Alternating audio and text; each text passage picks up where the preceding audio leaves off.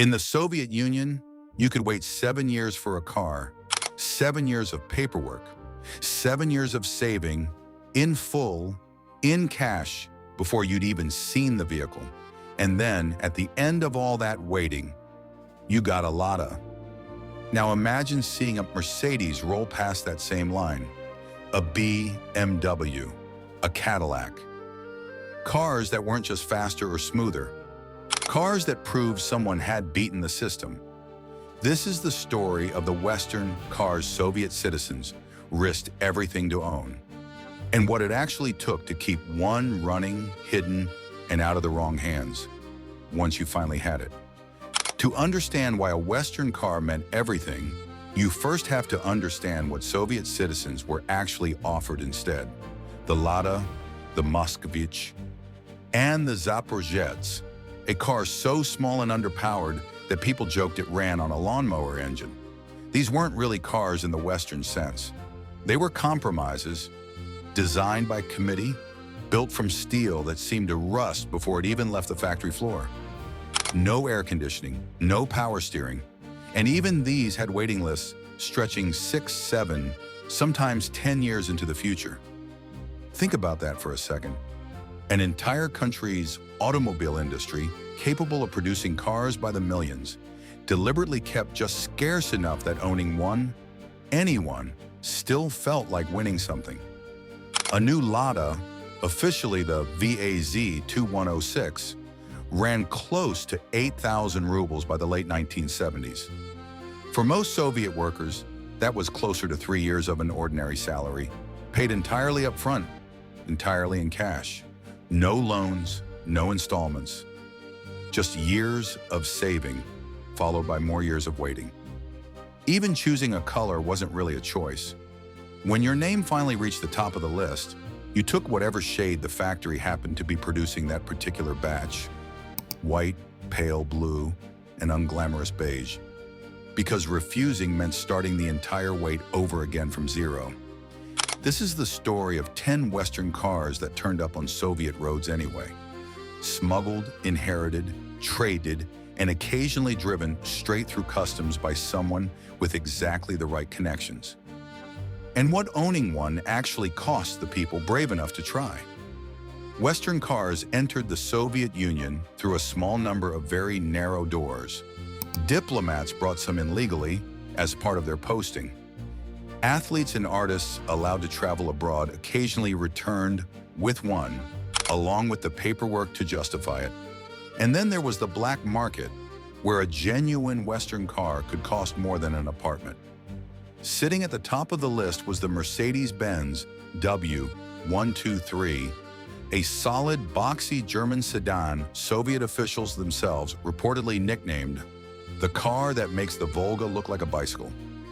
If you saw one parked on an ordinary street, the message was unmistakable. That owner had connections most people would never have. Production of the W123 ran from 1976 through 1985, which meant that for nearly a decade, any Soviet citizen catching a glimpse of one was looking at the absolute cutting edge of what German engineering had to offer. Arriving improbably on a street lined with Ladas, the BMW E12, recognizable by its distinctive front end, sometimes called the shark nose, was rarer still, usually arriving through a diplomat's posting or a merchant sailor's private deal struck in a foreign port. The Cadillac Fleetwood was, by any honest measure, absurd on Soviet roads. Enormous, thirsty, built for American highways that had no Soviet equivalent. Owning one wasn't practical. It was a statement with a hood ornament. The Volvo 240 earned a different kind of respect. Even Soviet engineers, comparing it to their own output, quietly conceded it was safer than anything the domestic industry produced.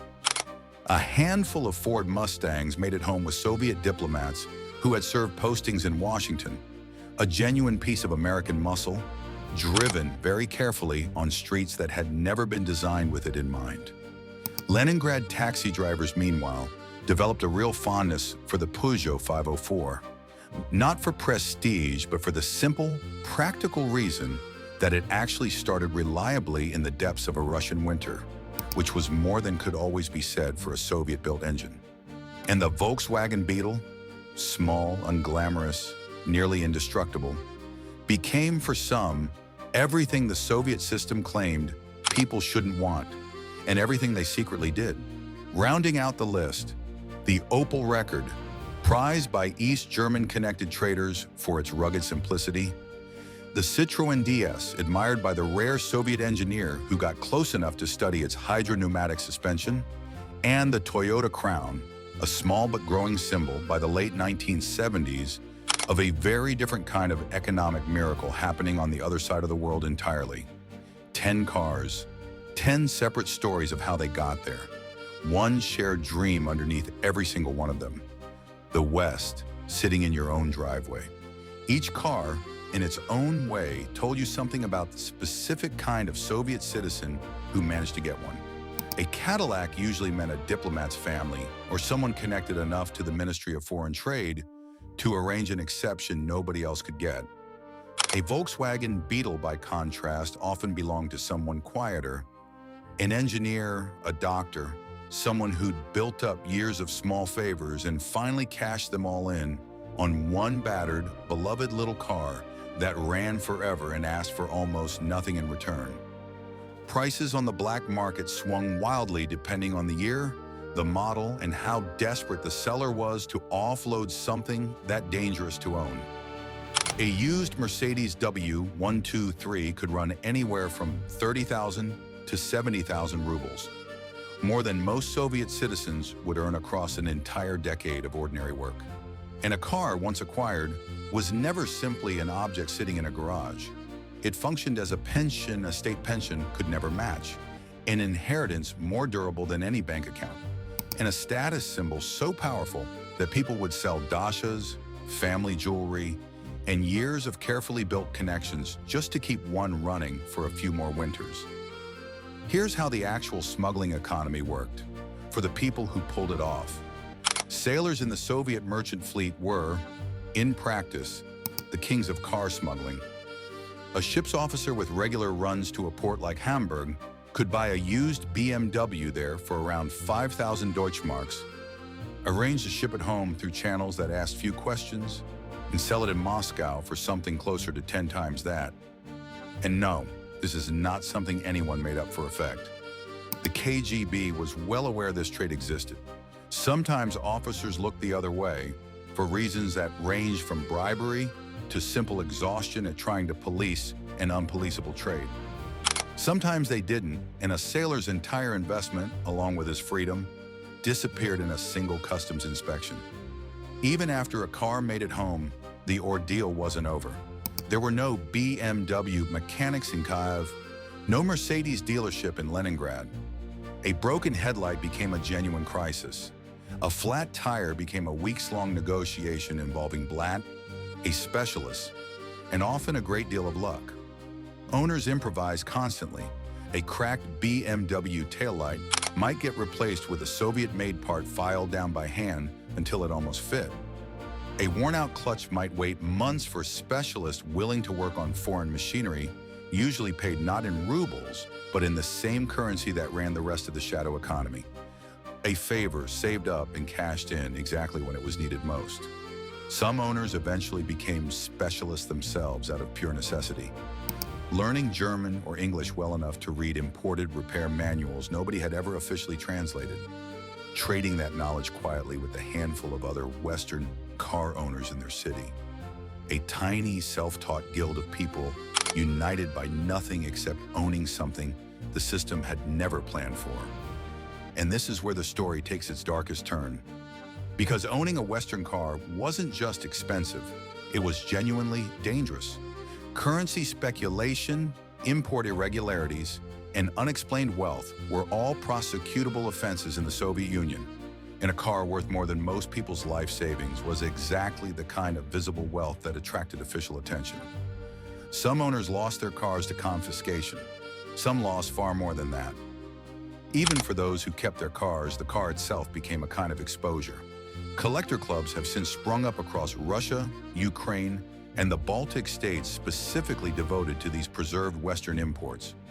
Enthusiasts who track down a car's original paperwork trace its exact smuggling route decades later and treat a rusted-out BMW E12 less like scrap and more like a genuine historical artifact. In a strange way, the very difficulty of getting one in the first place is what makes the surviving examples worth preserving now. Meanwhile, the domestic cars that once seemed like the only option, the Lada, the Moskvich, never fully disappeared either. Some models remained in production for decades after 1991, purchased now not out of necessity, but out of a strange, specific nostalgia, by people who remember exactly what it felt like to finally receive that postcard telling them their car was ready. A car underneath all of this was never really about transportation. It was about proving that the system's ceiling had a crack in it somewhere, and that you specifically had found it. That's what a Cadillac parked outside a Soviet apartment block actually represented. Not comfort, not speed, but the simple, dangerous fact of having wanted something the state said you weren't supposed to want, and having gotten it anyway. It's worth remembering that the state was, in its own way, correct to be afraid of that. A system depends, at some level, on people believing the ceiling is actually the ceiling. Every smuggled BMW, every carefully hoarded set of Deutschmarks, every risky handshake in a Hamburg port was a small individual vote against that belief, cast quietly by people who never thought of themselves as revolutionaries. Behind the Iron Curtain, a car was never just a car. It was a rebellion parked in a courtyard, a dream measured out in Deutschmarks and years of waiting, a small, stubborn proof that somewhere, on some road the state hadn't quite finished building, a different kind of life was still technically possible. The waiting list went quiet decades ago. The dream of the open road never fully did. Somewhere, in a garage in a former Soviet republic right now, someone is polishing a set of chrome that was never really about the shine. If this story struck a chord with you, do one simple thing before you go. Hit subscribe. It takes 2 seconds, it costs nothing, and there's another story from behind the Iron Curtain already on its way. One about a different, forbidden object entirely and what people were willing to risk for it. You won't want to miss it.